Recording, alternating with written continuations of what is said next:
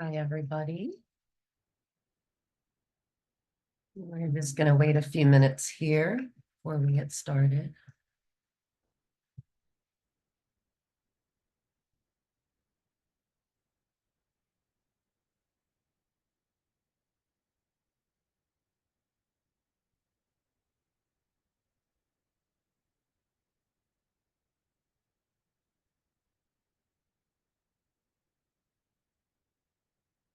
I like our title. It makes me just get excited about mashed potatoes and gravy.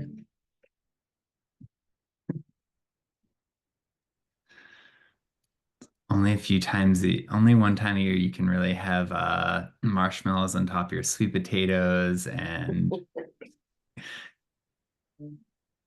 That is one of the oddest dishes of Thanksgiving, certainly.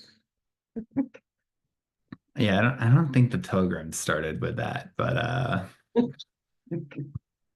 do I know? I wasn't there. Yeah.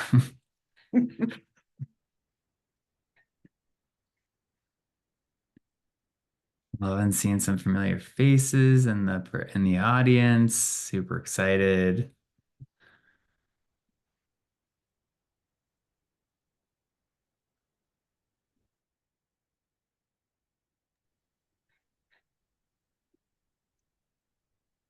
Think we're at critical mass, Bethany. You want me to kick us off? Yeah, that'd be great. All right, let's do this. So, episode 27. Hey, everybody.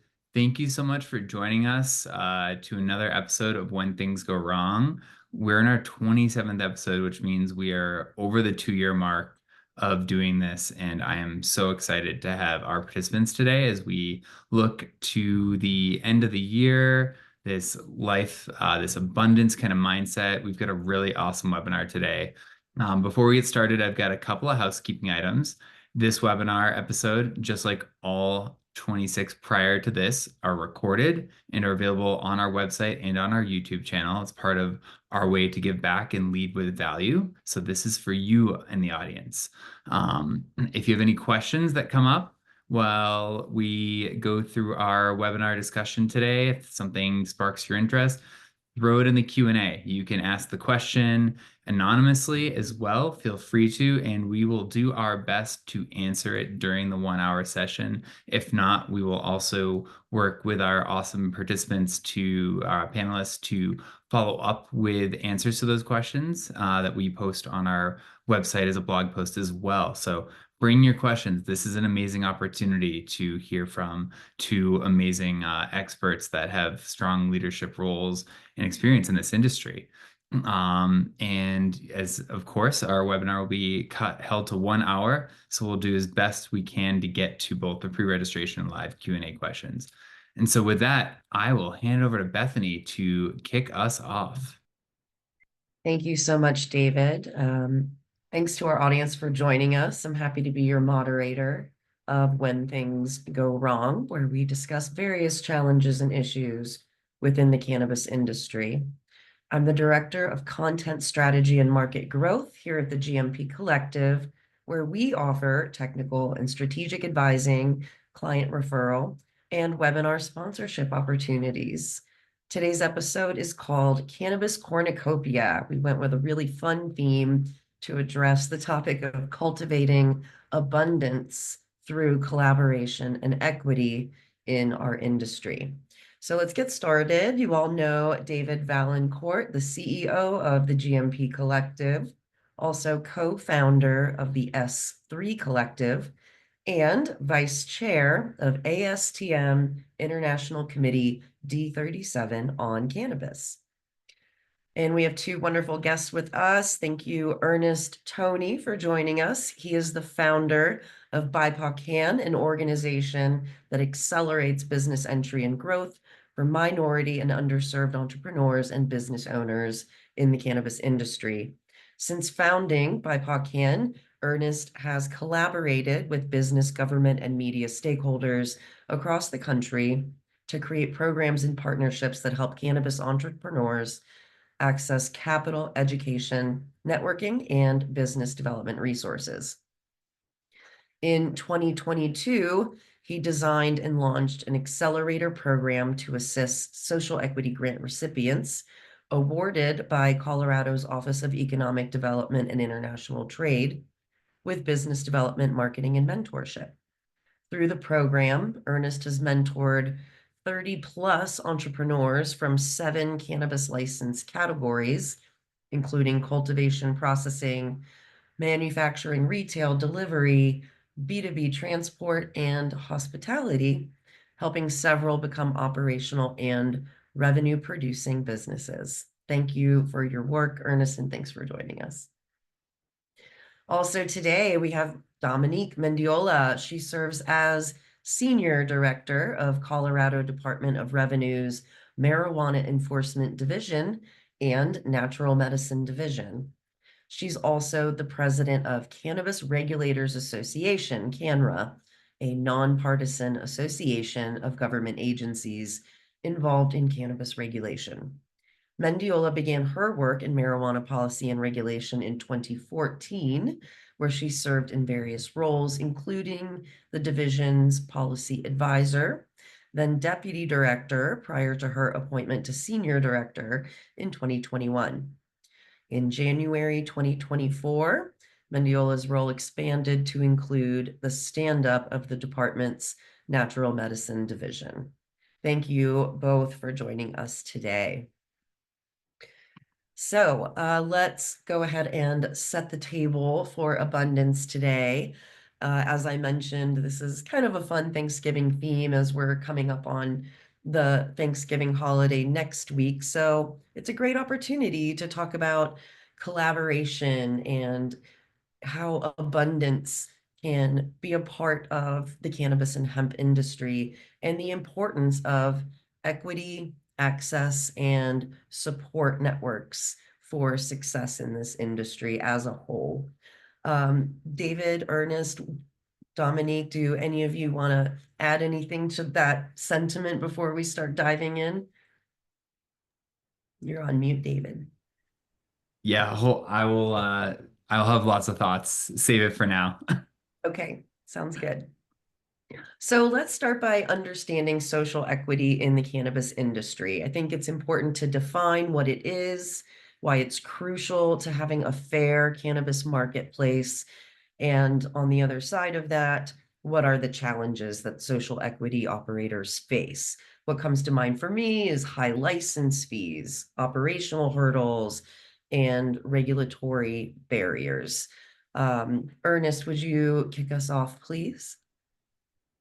Yeah, absolutely. And hey, thanks everybody for the opportunity to participate in this conversation. I love the theme, and thanks everybody for who's watching and in advance for whatever questions that you have. Um, when I think of how to define like social equity, it's interesting because I think every state, every market, if they have like a social equity program, there's varying degrees of what that definition looks like. Generally, I think of social equity as creating a process that is focusing on creating fairness, justice, giving people equitable access to opportunities to participate in the industry. Within the context of the cannabis industry, that can look like policies that are creating pathways for entrepreneurs to participate. A lot of the focus that I've done with BIPOCann over the past few years has not so much been on the policy creation, but it's on helping those individuals who want to participate in business ownership, in a navigate business entry and growth, trying to make it so that they can have an opportunity to take advantage of this, industry that is, I think in the early years, it was not really one that was favorable or creating a lot of opportunities to those individuals who were most directly impacted by cannabis prohibition. So I think of cannabis social equity as starting by helping those communities, those individuals who were most negatively impacted, have an opportunity to participate. Awesome. Thank you for laying that groundwork there. Dominique, what are your perspectives? Thank you, Bethany, and a pleasure to be here and appreciate the folks who are engaging. And it's a great opportunity to speak about the work that we're doing and also a learning opportunity for us. So, and appreciate the focus on equity here. And with that, we'll initially begin with touching on Colorado's program. And important to recognize our late in the game approach that makes it a lot more difficult today, unfortunately, for those who were excluded at the start to participate in the market and have confidence about their success. And also in a jurisdiction that is considered pretty saturated at this point.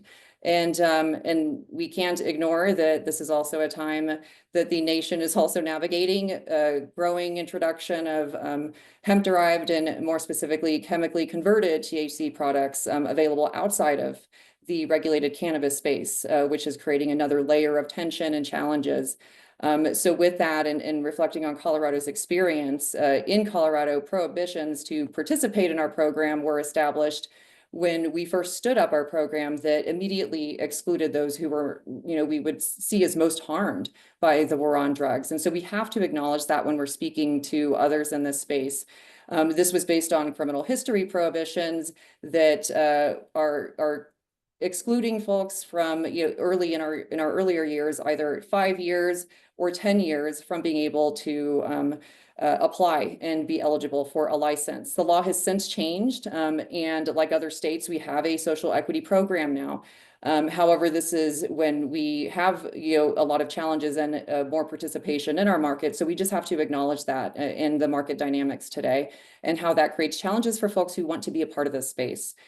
We recommend, as a result of our experience at other jurisdictions, take caution when establishing eligibility criteria or disqualifications for licensure based on our lessons learned. And also, just from a broader perspective through the Cannabis Regulators Association, I've really appreciated that network and how it has allowed us to have a better line of sight to what other states are doing and how we can learn from that. I mean, think, for example, New Jersey's recent launch of their Cannabis Training Academy, I believe just launched in October. Jurisdictions creating grant funding opportunities. I know Colorado has since done that through the Cannabis Business Office. Legal clinic type support, funding sources.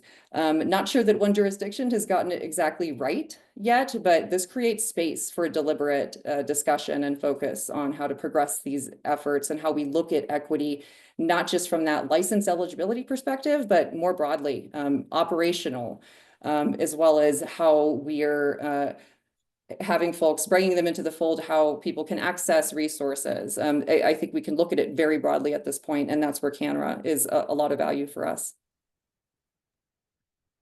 It's really great perspective, and thinking about how Colorado started a decade ago and had to play catch up with some of the policies and regulations. And I'm also looking at an MG Magazine article recently that their Office of Social Equity is distributing $14,000 grants through their technical assistance program. So we are starting to see more of this inclusion from the start.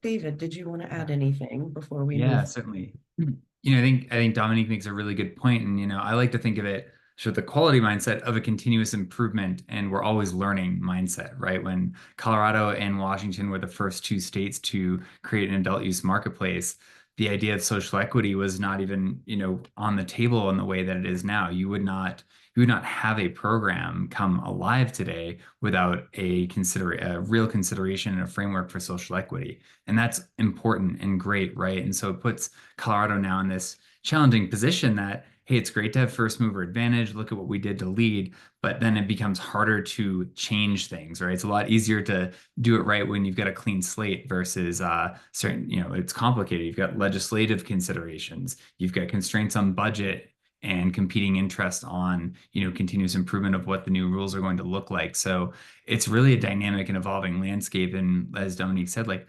perhaps no state has gotten it perfect, but what is perfect, right? We're showing incremental progress, and that's what's really important. The last thing that comes to mind is, shout out to we have a committee at D37 on diversity, equity, and inclusion, and a definition for what those terms mean has been put forward to ballot, which can help regulators and industry alike really figure out, like, yeah, what does this mean, and how do we create programs that actually meet the spirit and the needs of that type of of that framework. So we're learning and every day, and I'm really grateful for the work that CANNRA has, because CANNRA also has, if I recall correctly, has a whole committee dedicated to just this topic. So we're learning together, and every state will have something new and better, and I'm excited to see how Colorado continues to evolve and grow with these lessons learned. Yes, and Bethany, if it's okay if I just jump in real quick on this to build on what David just shared, and really appreciate that, and acknowledging just that value of learning opportunities, stakeholder engagement, and how important it is that even just we're thinking about what from our, thinking from the regulatory perspective, what are we doing or what can we initiate, but also it shouldn't end there. It's how are we also looking to engage in other ways, and through CANNRA and even beyond, where are we looking at a broader network of support and collaboration with a focus on equity. And we do within CANNRA have a committee that is focused on equity conversations. And also, aside from that, we think about how we are collaborating with others. There's the Social Equity Workshop Tour that Mike Lamuto with the Minority Cannabis Business Association leads, that we have had opportunity to engage in. And also recognizing Ernest is based in Denver, these engagements through CANNRA and otherwise have created a path to strengthen our collaboration with Ernest and BIPOCann. And just recently, and this is also, strengthened relationships through CANNRA and bringing a diversity of stakeholders together as the ICIA, Indigenous Cannabis Industry Association, another very critical perspective that thanks to CANNRA and a collaboration with other organizations, there have been those opportunities to really lean in and learn and collaborate in different forums just like this. Yeah, that's great. And to the point of engagement and how operators and regulators can interact with each other in a productive way. I know, for the last 10, 15 years, one thing that is true is that we need to have a seat at the table, quote unquote, that operators and regulators and lawmakers should have open lines of communication to learn from each other so that we can move this industry forward in a way where everyone's stakeholder concerns are heard and we can actually be supportive of each other. So talking more about that, regulators' decision making if impacts the day-to-day operations of cannabis industry operators. So let's talk about how we can make these processes more seamless, more business friendly, and how the operators themselves can come to the regulators and lawmakers and advocate for improvement, advocate for change. Let's start there. Ernest? Yeah. Thank you, actually, for bringing that point up about having a seat at a table. And, Dominique and David, you gave some great, insights on how I think the conversations and the realities and the lived experiences around equity in the cannabis industry is evolving. And it is great to know that, we're all here in Colorado. We have that reference point of being in a market that's 10 years old. And one of the things that I would love to see is as new markets open, the regulators are actually getting we're not making the same, mistakes. And, for example, when we're talking about for example, right, like just recently, for this past year, there's been a huge conversation around rescheduling. And just were informed that there's 25 people who were selected to participate and provide, feedback and opinion on how, on the rescheduling conversation, yet there was not any representation from a minority focused organization. So when it comes to seat at the table and we're looking at federal conversations that could have a direct impact on what equitable opportunities look like, there really isn't any excuse when we can say that there's initiatives that have been held, in social equity programs across the country, and you have established organizations and advocates who have that trust from the community that is best used to inform the regulators at the local level and the policy level, local level and the federal level. So even though like we are seeing some incremental, changes, so rescheduling, for example, if we do go move to Schedule 3, that's going to have a profound impact on the operator's ability to function. It gets rid of that 280E tax liability. In theory, there's more dollars that can then go back to the business to hire people, to work with diverse contractors to make those dollars go farther. But if you don't have a voice from the people in the communities that have been most negatively impacted at the federal level, then we are intentionally, repeating the same mistakes that got us to where we were in the first place. So that's something I would like to see change. Excellent point, Ernest. Absolutely. Dominique. Yes, and when it comes to the work and opportunities to have a seat at the table, that's something I actually took note of from the regulator perspective. As we think about from the work that we do as regulators and the forums we are establishing, like if we're initiating a rulemaking, who are we bringing to the table? Who are we inviting, and how has that process evolved? It has evolved significantly to make sure that we are bringing all perspectives in the room, and it less being about an application and selection process, and more about an open dialogue where we're creating space for everybody to have a voice. And then separate from that, there are forums that we are not leading, we're not establishing, that we are looking to have a seat at the table. So think about the legislative conversation as we approach a legislative session. It's our desire to have a seat at the table, and the fact that we cannot be working in silos. We encourage folks to engage early and to bring us to the table, so that just like we recognize the importance of ensuring the voice of industry is at the table among many other voices, we want a seat at the table to support the conversation around changes that we may be responsible for implementing.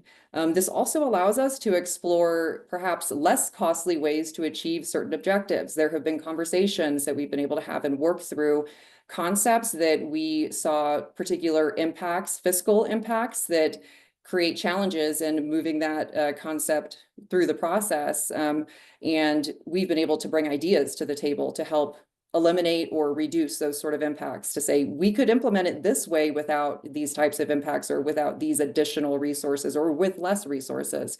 So that's where we see it as really critical for us to be a part of the conversation, ideally early in, while it's still being developed, so that we're not reacting in a really rushed manner when we're in the mix of the legislative session, where sometimes we have 24 hours to assess what resources we would need to implement a new concept or a new program. We appreciate when folks are recognizing what our regulatory responsibilities are, rather than say just focusing on efforts to eliminate regulatory authority around things that people may not like, is one example.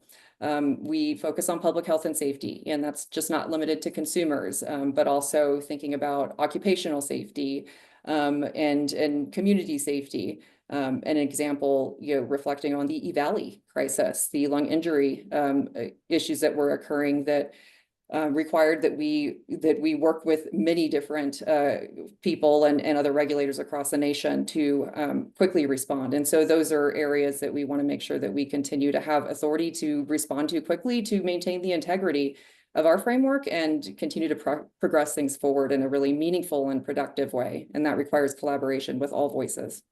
If I can add to that, I think one thing, thinking about how stakeholders can all work together, especially considering we've got 10 years in marketplaces like Colorado and Washington, data drives decisions. So what I've been excited to see progress over the last years is when folks come to the table, and as Dominique said, early and often, don't wait until after a bill has been proposed or you see the final rules. Like, there's so many opportunities for engagement ahead of time. Don't say, I don't like this because it's going to hurt my business or it's going to do XYZ thing. You've got to have data to show. And that's really powerful. And we have enough years now where folks can organize, whether it's trade organizations, et cetera, to present that forward and make a scientifically informed case for why XYZ policy maybe doesn't work, right?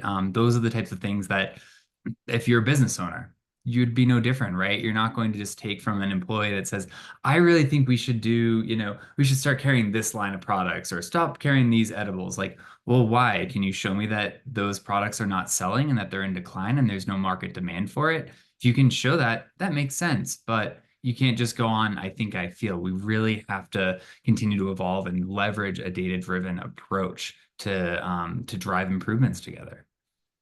And just if I can share, I agree that that also applies to us as regulators and how we are evolving in the work that we do. It is so important that we're learning and adapting to changes, market changes, what we hear from operators and what they want to see. How are we stretching ourselves and preparing to be challenged on that front in a way that we're helping move things forward and not just staying static? And that includes understanding how operators are affected by rule changes. There are so many, we hear from our teams that the one constant is change, and we get that. And oftentimes that's because of ongoing changes from legislation that we need to implement. And there are challenges and frustrations that come with that. And when possible, we're always looking to support the least disruptive transition period for licensees to comply with new rules. We also have teams that are wrapping their arms around these changes too, and we want to prepare everyone accordingly.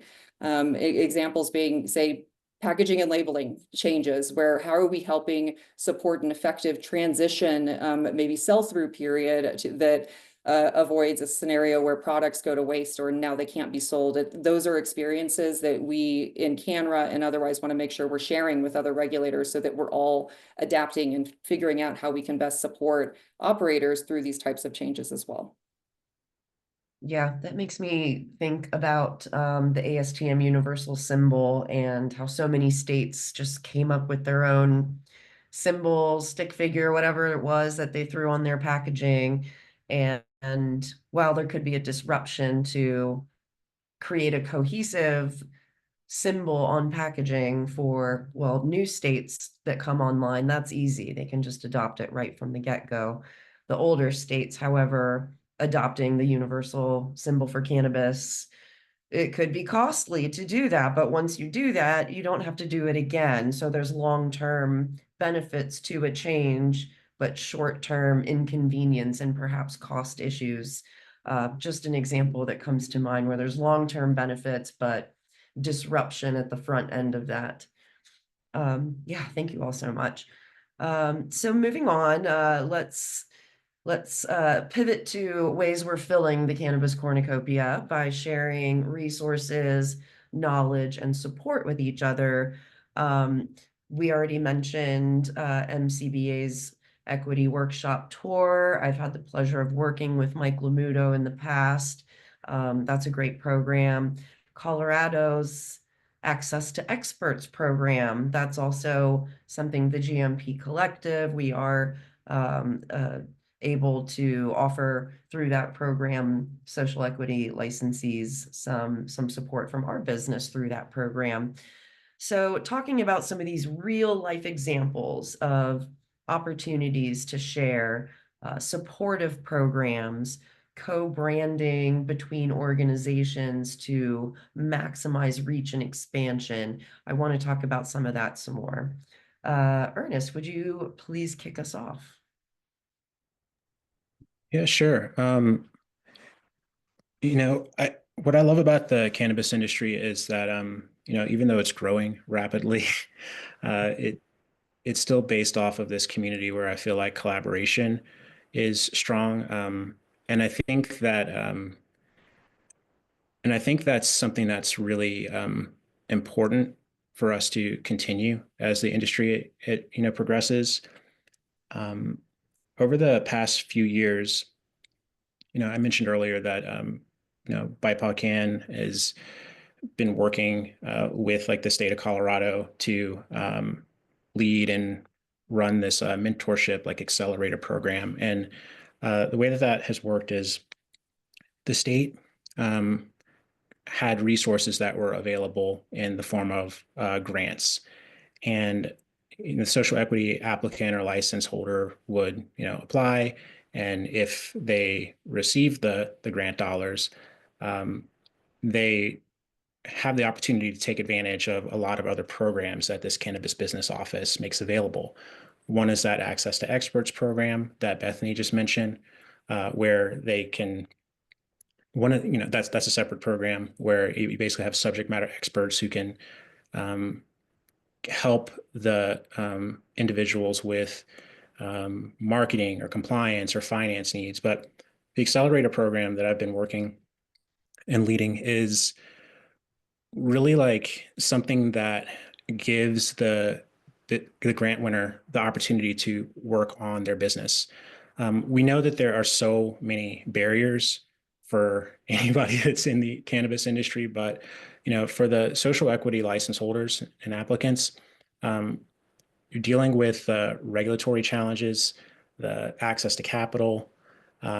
In some cases, it might be individuals' first time ever in a management role, let alone like running a business. So they're trying to, learn a lot of different things very, very quickly. And that's one reason why I think that, when you have partnerships, you have programs like the ones that we do, it has really been able to provide a boost to these businesses because providing them with that like guided structure, one-on-one, advice, the opportunity to help people with brand building and storytelling and teaching you how to network and how to optimize your business and, how to avoid pitfalls, but really like having like a business coach that's taking you through the process. And I love that, other markets have like technical assistance programs. A lot of times they might be more like online based, like go, work as you go. But I think that those collaborative opportunities can be really helpful because it's great. Like if, if you're able to, if the social equity folks are able to, win grant dollars from a government. But if you're just giving, those dollars and not providing any of the additional support, then, I think that it can be a challenge. So when we approached the office and said, hey, can we help make those resources go farther? It was really cool that we had that opportunity to work closely with now more than 30 Colorado entrepreneurs, and we've helped people from brand concept and ideation to actually opening the dispensaries and having products on shelves. And along the way, they are, they started off as like these individual license holders, but now they have a community and they're doing work and trade and exchanges, with each other. So I love the idea of creating ecosystems that provide accessible tools and knowledge and resources, because at the end, it's just going to help everybody win. And what comes out of that is we have data, like what David was saying. Now we can say these are the direct impacts of how those dollars were used, how the real impacts of offering these programs and resources to boost businesses. You can take that back to regulators, state, and other operators, and say this is an investment that you should continue to work on. So. That's just one example. Yeah. Thank you for sharing that. Dominique. Yeah, so a number of thoughts, and just when it comes to this question, we'll begin with just from the regulatory perspective and the work that we've done in Colorado and how we've evolved as an agency, reflecting on that experience and how, while we are the marijuana enforcement division, we are not just doing enforcement work. And even from the perspective of our staffing and how that has had to evolve to keep pace and also understand how we can deploy resources more effectively and efficiently. And it's thinking through not just investigations, but also we're providing a service to operators. How are we doing that in a way that is supportive And also thinking about compliance assistance. We have every interest in seeing operators be successful, and that, from our perspective as compliant, we look to support a culture of compliance. So what are we doing about that? And it shouldn't be limited to investigating and enforcing, taking enforcement action. We have staff that are now dedicated to providing compliance assistance. We have had moments where we have investigators creating resources for our internal purposes for investigation. Say when we, one example, stood up our delivery program, we created a resource for inspections that our investigators would use. And it's like, why wouldn't we just make this public facing so that folks know what we would be looking for? And it could be a resource that they can adapt as they would like. And so we did that. And so it's always looking for those sort of opportunities to support compliance in a way that we can be more proactive around that, because we have reason to see success of this program. If operators are struggling and we see what's happening in the market and people are hurting, we feel that as well. And so we have interest in seeing the overall success of this program from our perspective. And even when it comes to other things that we're doing, when it comes to other areas of support, is educating, doing outreach to the community more largely, or other industries, say challenges that operators may face, or applicants, and finding a location for their premises. Just last week was having conversations around how there could be value in our maybe providing some education to the real estate industry or property owners. Where is there opportunity for that when it comes to our regulatory role and education opportunities? Insurance regulators and providers, that's another challenge that we hear about. So where can we support those conversations? And also meeting people where they're at. We do regional outreach where we're not going to look to just hold a forum in Denver and then people have to decide whether they're going to travel or not to be able to engage with us. Where are we creating a hybrid opportunity, or where are we actually going across the state to meet people where they're at? Those are really critical initiatives that we continue to take on and look for more opportunities around. Great, absolutely. What you were saying made me think, as opposed to seeing regulators and operators as butting heads, it really is an opportunity to, like the phrase, help me help you, help me opportunity, and rather than trying to set up scenarios where it's like a gotcha moment, So yeah, thank you for sharing that. David, what are your thoughts? Yeah, there's so much that comes to mind. I mean, one, starting with, I think, Ernest talking a bit about like the business resources, right? And how, support. And if we take a step back, right?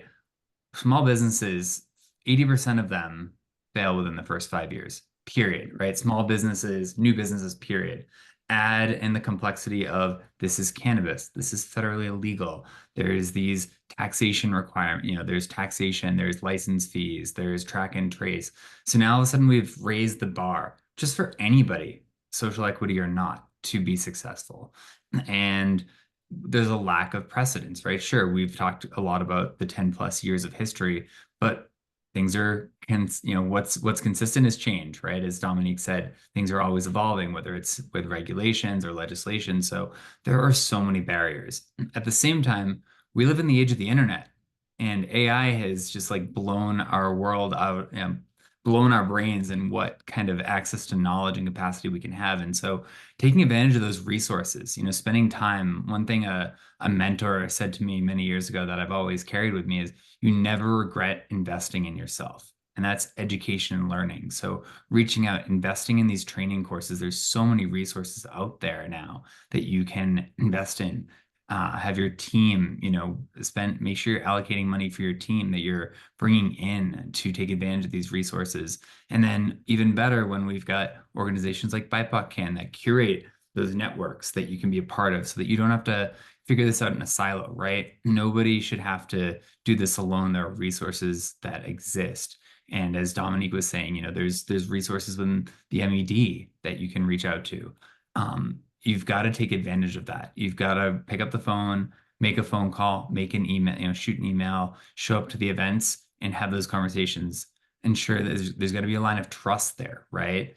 Because we only succeed as a society when we have trust between different organizations. And as Dominique again said, like they have the vested interest in seeing the industry succeed. We all have a vested interest in seeing our consumers be safe, right? Whether you're an industry operator or you're a regulator, you don't want a consumer to be harmed because of your product. Nobody wants that. So we're all working towards the same goal. How we do that is where the challenge exists and the opportunity lies. So I just encourage folks to really look at educational opportunities that are out there, work with BIPOCann, join their network. Google, ASTM has resources, there's trainings out there, there's so many resources out there. It can almost be overwhelming, but start somewhere, figure out where your gaps are, educate yourself, and document what you're doing and drive continuous improvement, and you'll have the best chance at success.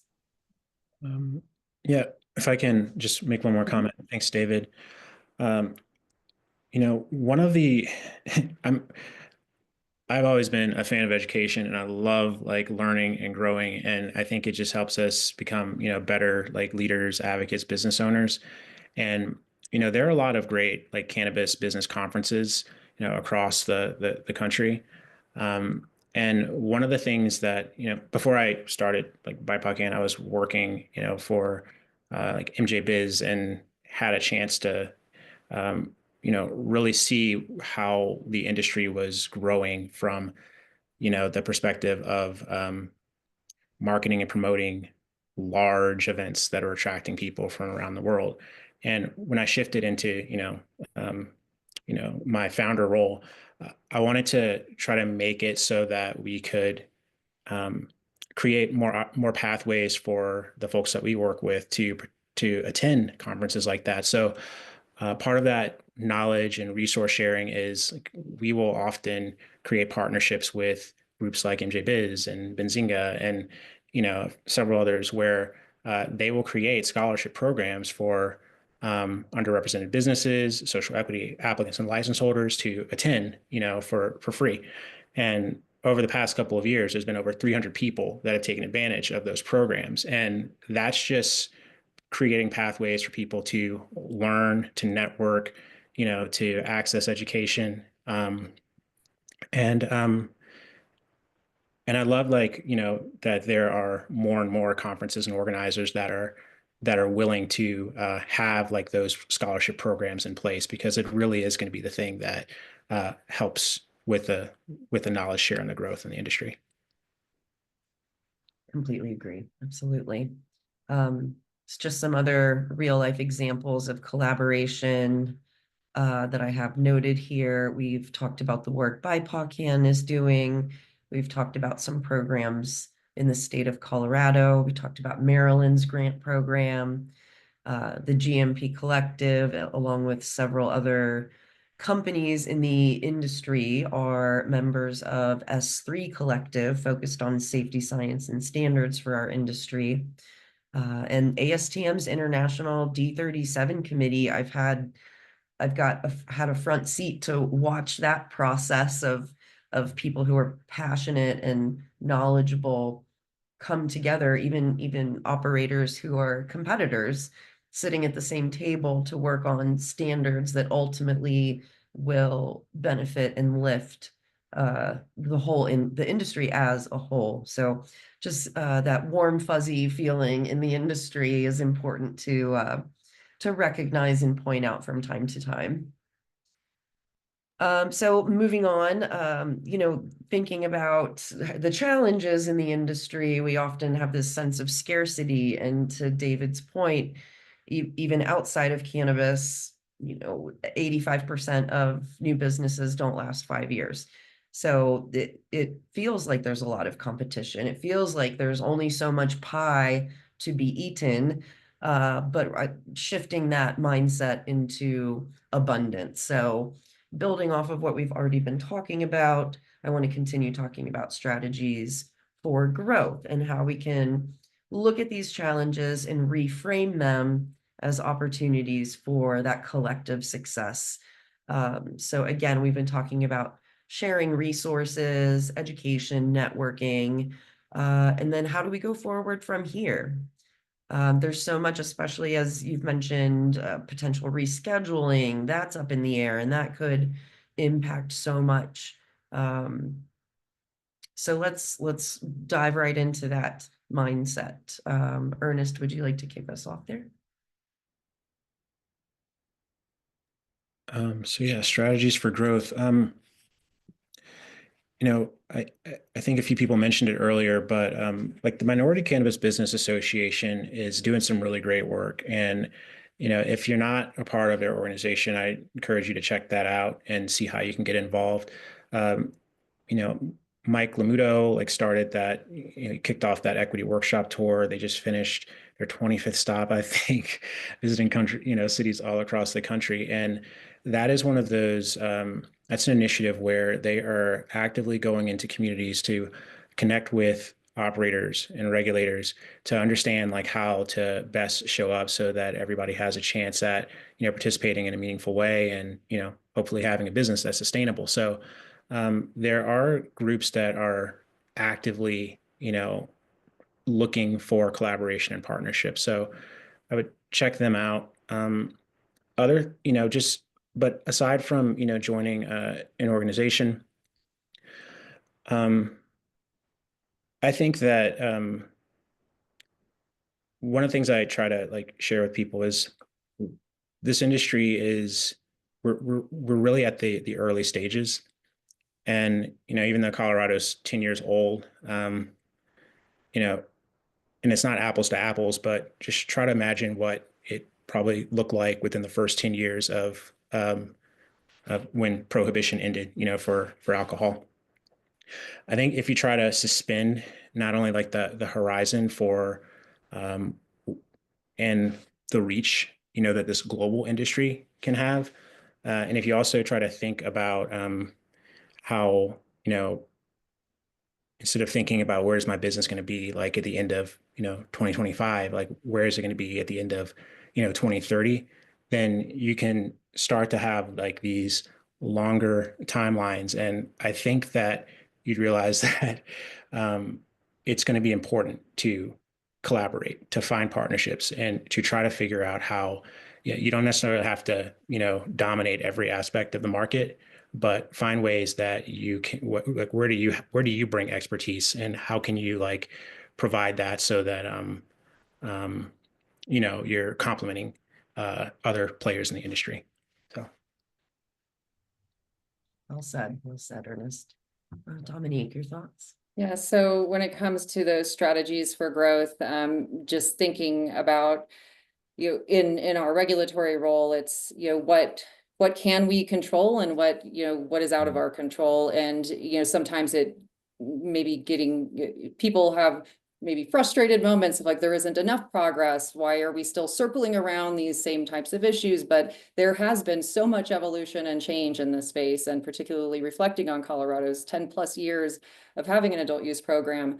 There has been significant evolution that we have had to adapt to, but some of this also more meaningful progress in certain areas. It's a matter of taking a step back and reflecting on some of these things will just require federal movement before we will really see more meaningful change. And we're eager for that. And also how it's really critical to be not waiting to strategize around, until the federal government steps in to take more action on this front, is thinking about those things now, or ideally, some time ago already begin, what is this going to look like? What sort of questions should we be asking to prepare for an eventual federal framework, and what is the role of the states going to be in this space? So that's where CANNRA comes in, and understanding where we are looking to get more clarity around what our role would be, and where we can speak to the experience we have to support what a framework could look like at the federal level. And so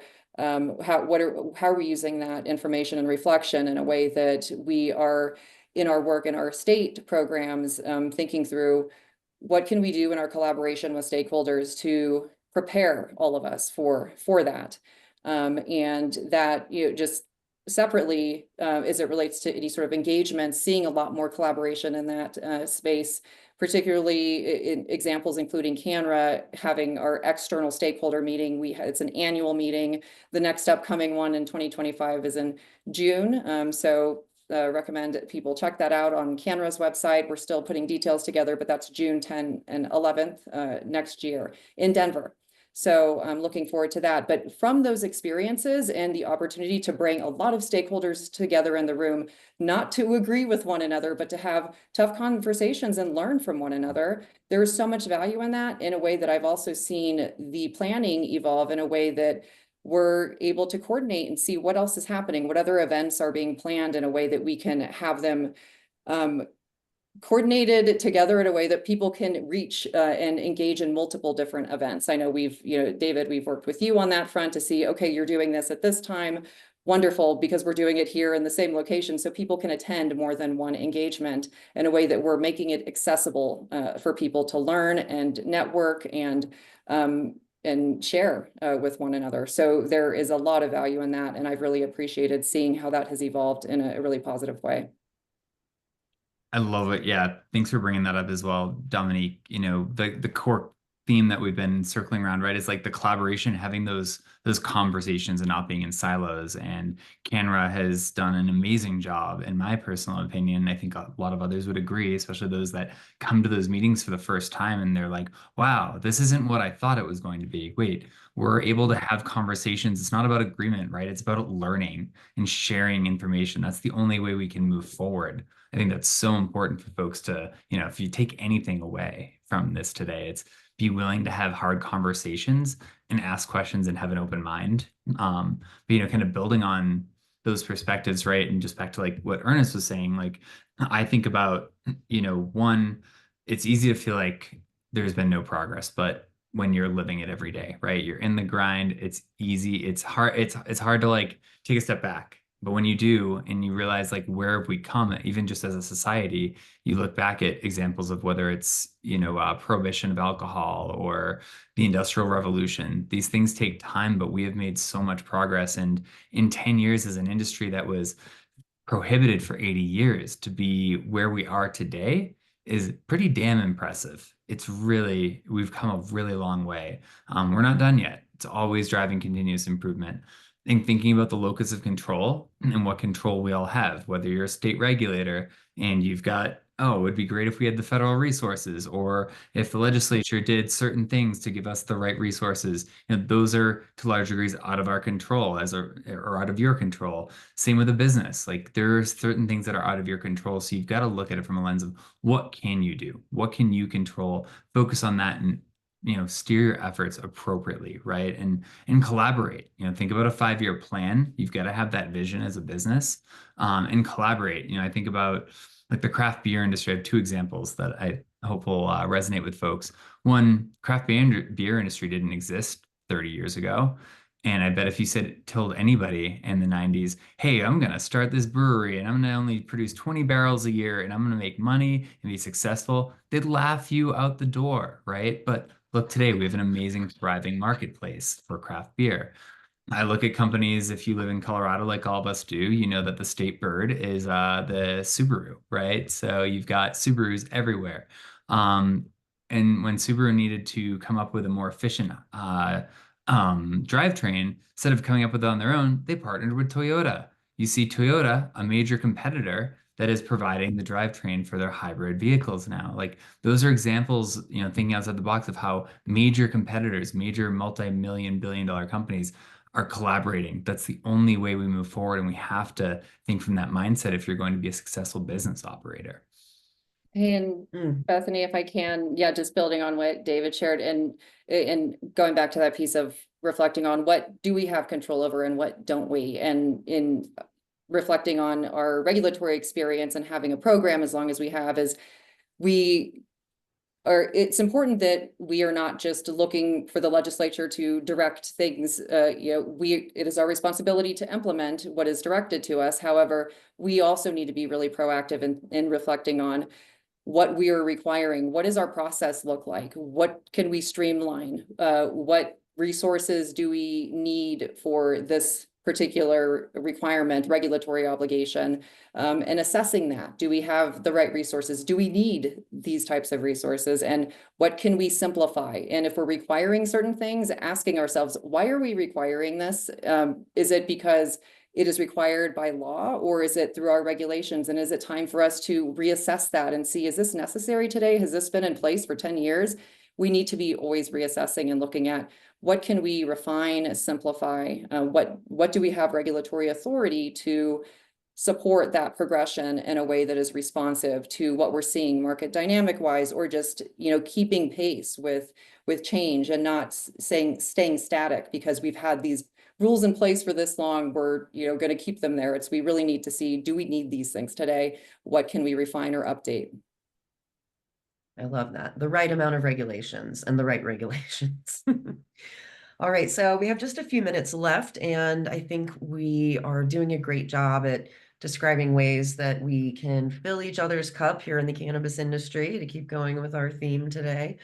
So overall, industry operators and regulators really can shift their perspective, their frame of mind into helping each other succeed, rather than a cutthroat, competitive, or butting heads type of environment.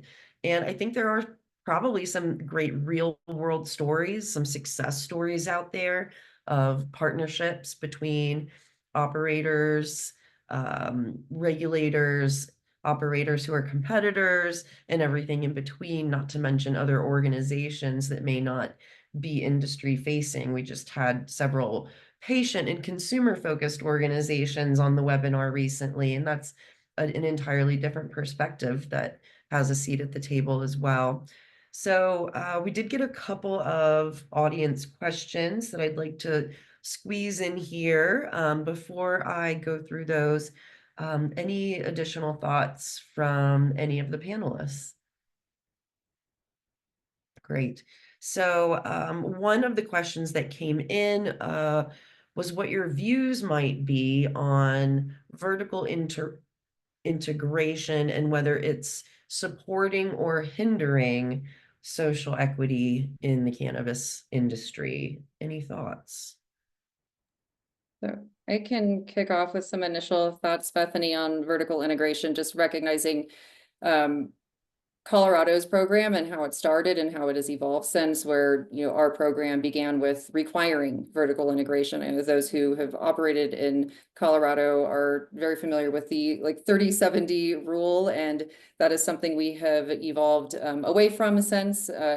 And while I'm not taking a particular position on whether vertical integration is good or bad or the pros and cons, it's seeing how that has evolved from our requiring it at the beginning, and then over time, several years later, seeing that no longer be a requirement. And even more recently, I'm learning other jurisdictions and their approach to vertical integration that surprised me in a way that, where are their policies that are leaving some of these determinations just as this is a business decision, and in what areas are their jurisdictions or policies that are requiring or prohibiting any sort of vertical integration, as opposed to leaving that to operators to determine what works best for my business and how I want to operate in this space. I think we in Colorado have moved in a positive direction in providing that flexibility for operators to determine how they want to structure their, business when it comes to on that front. But it is interesting to see how jurisdictions have taken different approaches to either still requiring it or completely prohibiting somebody from being able to have that, integration. Absolutely. And the other question that came in, it seems like vertical integration seems to be a theme today. Do you think addressing vertical integration prior to federal legalization will address the ongoing hindrance for social equity advancement? That is an interesting question. I think you may have kind of addressed that with your answer, but did you want to add anything, Dominique? Nothing additional comes to mind on this. And, when it comes to the question itself, do you think addressing vertical integration, it's like, in what way, is sort of where I'm going with that, as opposed to, I don't want to assume sort of what the answer would be as far as addressing vertical integration. Is it, not requiring it or not allowing it? I think it, again, from where with the experience we've had in Colorado is that, leaving that to the operator to determine how they want to structure their, operation overall. But certainly, learning about some of the challenges or issues, barriers that can create when it comes to some operators that perhaps are, much more well-funded compared to those who are looking to enter into the space, and how that can create barriers. I think there are a number of other areas that can also lead to the same outcome. And so it's thinking through where is the ultimate focus in a way that is mitigating those risks of barriers to entry for folks who are not as funded and or resourced. I think that needs to be a critical conversation, and there should be, and there's been a lot of contributions in that space that I've appreciated and have learned from, but it needs to continue to be a part of the conversation as we move towards conversations around a federal framework, because the federal government needs to understand these factors and how they can really inform what the outcome will be. 100%. Well, we've hit the end of the hour. If anyone wants to take 10 seconds for final thoughts before I close out this episode, please feel free. Ernest, any thoughts? Thank you again, by the way, for all your work with BIPOCann and for being on this webinar today. Yeah, absolutely. Thank you too for the opportunity to participate. And again, I like the theme of, Cornucopia. It's let's move away from the scarcity mindset and like figure out how can we work together to fill those buckets.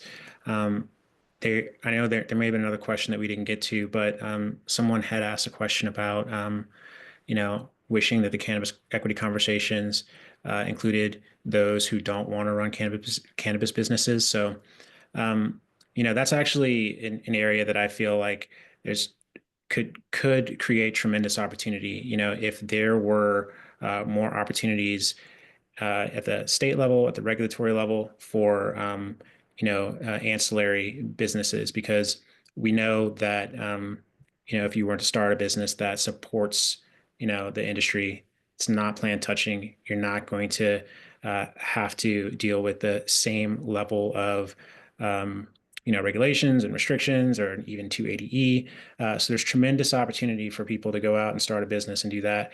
Another thing I want to say is, one thing that I think would be important if and when we get to legalization is the creation of more business offices like Colorado's Cannabis Business Office. Right now, there is not an SBA, Small Business Administration, for cannabis businesses. So having state-based programs and that provide accessible business resources is a great substitute until we see things change at a federal level. So Awesome. Thank you. If I can keep this to 10 seconds, I'll try. But I think, Ernest, we've touched on that topic as well. And we could probably have a whole webinar on like create or maybe a CANNRA session, I don't know, and like create other creative outside the box ways that we can really provide the marketplace can provide value to social equity eligible individuals that isn't necessarily grow cannabis, right, and sell it. I think there's other ways. The last thing I just want to leave with is regarding vertical integration. I think about, there's the old adage, I don't know what merit it has, but, if you want something done right, do it yourself. It's like, I feel like my grandfather would say that or something. And that's like the vertical integration model, but that doesn't serve you when limited resources are available. And like, what's your niche? As a business owner, I think about the book, The One Thing. What's the one thing that you're really good at, whether you're social equity or otherwise, and that doesn't jive with a vertical integrated marketplace, right? So if you've got a brand, that's where you can add value the most. Focus on your brand. Or if you're just an amazing cultivator or amazing extractor, maybe you're just doing rosin press, focus on that niche, right? And that's where the true opportunities lie, where you can hone out your craft and really have the greatest chance of success versus I'm going to do everything. And I think there's some real merit there for folks to just think about, regardless of where we go federally. And again, just thank you so much, Ernest and Dominique, for being here. I'm so excited to be able to have wrapped out our year of webinars with you two for this discussion. Yes, absolutely. Thank you so much for having me here today. Really appreciated the theme as well. And we'll share, just as a side note, when it comes to the ongoing conversation around equity, another area where I'm really encouraged about the work of the Cannabis Business Office in Colorado and what I'm seeing other jurisdictions do. But a common theme as well is that there really needs to be dedicated sustainable funding for these initiatives to ensure meaningful progress. So that I think is really important and a takeaway from what I've learned. And also when it comes to engaging with regulators, appreciate the opportunities to have, hard conversations around complex things, and we can have those hard conversations in a really productive way. And I am so appreciative of those opportunities and how folks have really modeled that, and we can keep moving forward with that in mind. So thank you so much. All right. So thanks everybody for an amazing webinar. Thanks everyone who attended live. As a reminder, you can find past episodes on our website, thegmpcollective.com. Also, please subscribe to our YouTube channel. And if you're interested in learning more about working with us, reach out to thegmpcollective.com and schedule a consultation. Thank you all for joining us and sticking an extra 5 minutes. We will see you next month. Be well, everybody. Hope to see some of you at MJ Biz. Oh yeah, MJ Biz. Okay, bye.